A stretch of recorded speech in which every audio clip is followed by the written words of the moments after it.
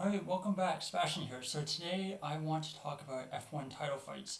Of course, seeing that we have 6 races to go, pretty interesting title fight, definitely in the Constructors' Championship, I think also as well in the Drivers' Championship. As you probably can tell, things look quite different from how they usually do in my videos. Trying experimenting with something a little different.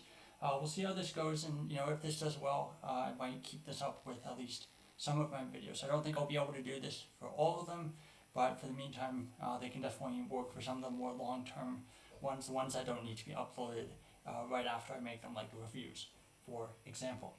So again, starting with title fights with 6 races to go, first let's take a look at how the title fight for the Drivers' Championship for 2024 currently looks. So let's see if we can get this thing sorted out straight. Let's see. There we go. Okay, so 2024, of course, Max Verstappen leading the Drivers' World Championship with 331 points. Second place, 52 points behind him, is of course Lando Norris sitting on 279 points. Third, Charles Leclerc, a further 76 points behind Verstappen on 245. And then in fourth, you have Norris's teammate Oscar Piastri sitting on 237 points, which is of course 94 points behind Max Verstappen. And the reality is 6 races to go, but with 3 sprints and as well as all the fastest lap points, there are 180 points available for the last 6 rounds. So first, let's talk about those 6 rounds. So race coming up this coming weekend, as of the recording of this video, is the US Grand Prix at COTA. Definitely one that I'm looking forward to quite a bit. And we actually, I guess, even though we've had this really awkward 1-month break, we actually have 2 triple headers coming up, so it kind of breaks down pretty nicely. So first triple header, of course, is US Grand Prix, Mexico, and then Brazil. The second triple header is Vegas, Qatar, and UAE. So ending with a triple header of night races there. Now, I've picked out a bunch of years from the last kind of in recent eras. I'm not going back to like the 90s, 80s, that kind of thing. But basically, I'm going back and looking at championship fights where, with 6 rounds to go, there are at least a couple of drivers who are not, who are more than a race win, but less than, I would say, 60, 70 points or so behind said race leader, and kind of taking a look at those, what happened in those final 6 races, and seeing, how the championship eventually ended. So the first one I want to talk about is 2018. So 2018, of course, was really a 2-pronged title fight between Lewis Hamilton and Sebastian Vettel. With 6 rounds to go, Hamilton was ahead, 281 points. Vettel 40 points behind on 241. That year, the 6 races left: Russia, Japan, US Grand Prix, Mexico, Brazil, and the UAE. And of course, 150 points available. No sprints. And again, this was the last year before the fastest lap point was introduced. And for Vettel, he was basically within 2 race wins of Hamilton at this point. But of course, that being said, last couple races coming up to this point in the season had not gone particularly well for Vettel. He had had a number of spins. He spun at the Italian Grand Prix, for example, as well, and spun at basically crashed out of the German Grand Prix earlier that summer. So when you look at those last 6 races, what exactly happened? Well, Lewis Hamilton won the Russian Grand Prix. And that was, of course, the infamous race with the Bottas team orders and Valtteri, this is James' radio call.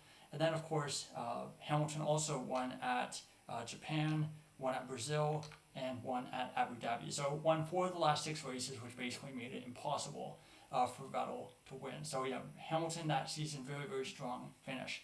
And again, Vettel had a bit of a weak finish as well. So even though 40 points behind, again, if Vettel was the one who was had those kinds of performances that Hamilton did the last 6 races, could have been a very, very different story at the end of the championship. But it did end with Hamilton winning 408 points and Sebastian Vettel second, 320 points, 88 points behind in the end. So it goes from 40 points behind with 6 races to go to 88 points with at the end of the year. So definitely did not go Sebastian Vettel's way. The season before that, 2017, also a very, very similar situation. So Lewis Hamilton in the lead, 263 points. Vettel 28 points behind on 234 5. 6 races left for this season were Malaysia, Japan, US Grand Prix, Mexico, Brazil, and Abu Dhabi. And of course, the race right before this 6-race block was the Singapore Grand Prix. And of course, if you're a Ferrari fan, this race didn't happen. But the reality is, this was a race that was a massive. This race, as well as this 3-leg race in Southeast Asia between Singapore, Malaysia, and Japan, was a massive turning point in the 2017 championship, as we all know. And again, 28 points at this point, pretty reasonable. But again, you'll have to remember that before this race, the race in Singapore, that gap would have only been 3 points, as Hamilton won that race and Vettel really crashed out on the first lap after contact with both Verstappen and his teammate Kimi Raikkonen going into the first corner. But looking at those 7 races, not quite as bad as 2018, but still, you had Hamilton wins in Japan, Coda. You did have a Vettel win in Brazil as well. So again, it wasn't a complete washout by Hamilton in those last 6 races, but it was still definitely, I would say, Hamilton was the better driver of the two over that period. And of course, you had the Malaysia race, which was an absolute disaster for Vettel as well. So when you look at how things went and it was all said and done, Hamilton won 363 points, and Vettel was second, 317, 46 points back. So it goes from 28 points back at the six race to go mark to 46 points behind when it was all said and done. So again, 2 years where, again, Vettel was at this point in the season, 6 races to go, was definitely closer to 2017. And again, very, very similar situation between those 2 years, where both, it felt like Hamilton definitely ended the season as the stronger of the two drivers. Now, going back in time a little bit more, I could have talked about the Civil Wars as well. There were a couple years that were close to the range that I wanted to talk about, but we're going to go back to 2012. And again, this was honestly looking at with 6 races to go. You have 4 drivers who were basically pretty close to where we were, or at least you have 4 drivers within the point range that I believe is very close to what Norris is just to Verstappen. So again, much closer championship statistically speaking than this year. But with 6 races to go, Fernando Alonso leading the championship, 194 points. Sebastian Vettel second, 165 points, 29 points behind him. And then third, Kimi Raikkonen, 149 points, only 45 points behind. And even though, I've watched this, we rewatched this season on the F1 TV archives, and it doesn't really feel like at this point that Raikkonen is really in the race, despite the fact that he has a closer margin to Norris. Closer margin to Alonso than Norris has to Verstappen. And then fourth, you have Lewis Hamilton in McLaren that year, 142 points. This, of course, was his last year at McLaren, and he was 52 points behind. So your championship leader, Fernando Alonso, things look very good. You're going into the Japanese Grand Prix, and it's an absolute disaster for Fernando Alonso. So, of course, for that race, Fernando Alonso crashed out opening lap, and his rival in the title fight, Sebastian Vettel, goes on to win that race. So very similar to, I'm just going to go back just so I can get the math right. So very, very similar to Singapore 2017, where that race was a big turning point in the championship. Vettel wins that race. The gap goes down from 29 points all the way to 4 points. And then you have a couple races coming up, Korea, India, races that are also very, very strong for Vettel. And those were races he would end up winning. So Vettel would end up winning Japan, Korea, India. Raikkonen would win Abu Dhabi. Hamilton would win the US Grand Prix. And then none of those 4 drivers would win Brazil. That would be Jenson Button's final F1 win. But again, Vettel having those 3 dominant races in Asia was really enough to help kind of turn the championship around for him. And again, you do end up with a change at the top of the championship standings, with Vettel passing Alonso within those final 6 races. So he ends up with 281 points. Alonso ends up 3 points behind, 278, extremely close by the end. Raikkonen third, 207, not really close. And then again, Hamilton, a combination of not quite having the pace and really, really poor reliability in that McLaren that year with 190 points. So again, Alonso 3 points, Raikkonen 74 points, and Hamilton 91 points behind in the end when it was all said and done. So again, that's, this is a situation where 6 races to go. things, the championship order, at least at the top, does change from more than a race win back at that point in the season. Now, last, and of course, this was the race which gave us the infamous Alonso 1,000-yard stare. And again, something that's kind of been, many people, when they think of this championship, they always will remember this photo. So the last one I want to talk about is actually going to be 2000. Let's see if I can get this right now. Does it want to come? Oh, there we go. 2009. So 2009, of course, very, very similar situation to this year. You have the driver leading the championship in in the car that isn't quite the fastest at this point in the season, and you have at least one driver, or at least in this case a couple drivers, who are chasing that lead driver in faster cars. So with 6 races to go in 2009, Button was leading the championship, 72 points. And again, you have to remember that this was the old point system where it was 10 points for a win instead of 25. So there were only 60 points available at this point in the season. His teammate Rubens Barrichello second in the championship, 54 points, 18 points back of Button. So again, that's about 2 race wins. Third, Mark Webber, 51.5 points. And again, that's 20.5 points back. And the reason it was half points was because the 2009 Malaysian Grand Prix was red flagged early before half race distance, so they only gave half points for that race. And then fourth, Sebastian Vettel, 47 points, a full 25 points back, so that's basically 2.5 race wins away from the title. And like we know, because again, this is in the past, so we can see what happened. But Red Bull were definitely the faster car in the second half of the season. But that being said, Brawn still had some decent races in the last 6 races. So Rubens Barrichello actually won the Italian Grand Prix for Brawn, so it wasn't like they were like an absolute disaster those final 6 races. But you would have Vettel wins in Japan, Mark Webber winning in Brazil, and Sebastian Vettel winning the season finale in Abu Dhabi. That season finale turned out to not matter, as Jenson Button would eventually win the championship at the Brazilian Grand Prix, ending up the season with 95 points. But Vettel jumped past both Webber and Barrichello to finish second, 84 points, so 11 points back in the end. So he goes from, let's just check so I can get the math right. So he goes from 25 points back, so basically halves that with 11 points. Barrichello third, 77 points, 18 points back, so about the same margin as he was before that, I believe. And then Mark Webber ends up fourth, 69.5 points, 25.5 points back. So again, you can see here that even though Red Bull were the better car those last 6 races, they weren't able to quite seal the deal and get all the way up to where Button is. And just a little bit more detailed analysis, I've tried to compare the qualifying pace from 2009 on the progression of the gap between each car and pole position in terms of tenths of a second between 2009 and 2024, just so that we can see kind of the trends over the course of the season.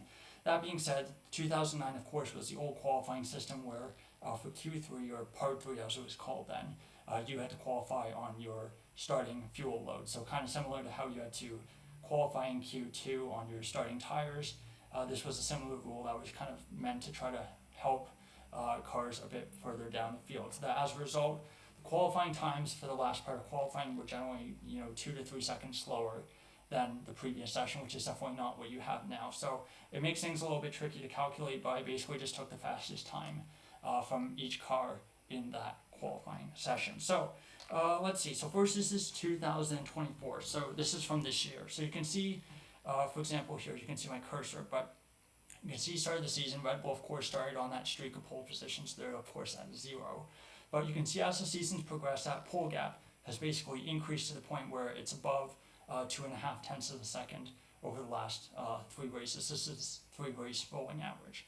In contrast, for example, with McLaren, you can see they started the season about half a second off pole off of Red Bull, but as the season's progressed, they've kind of gotten closer. They, of course, had this bit of a dip around the Belgian Grand Prix where they were about like 6-7 tenths off of Verstappen's pole time. He, of course, didn't start on pole, but it was the fastest time. And then, of course, they've kind of gradually gone back to about 1/10 of a second on average. And then, of course, you also have Ferrari as well in the mix. They started the season pretty well, about 2.5 tenths off pole. Had a couple of misadventures, were close to about half a second around the Chinese Grand Prix, then that Monaco pole definitely brought them under 2.5 tenths before they kind of went the wrong way on development and ended up over half a second off pole on average. I think the worst point was about the Dutch Grand Prix, and then recently they've gone much, much better in qualifying. So but you can kind of see at this point in the season, Red Bull went from being pretty much dominant in qualifying, 2.5 tenths quicker than everyone else, to being about the fourth best car and about a tenth, 2 tenths maybe slower than the McLaren and the Red Bull, or McLaren and the Ferrari on average. You of course can see all the other teams as well because this is current data.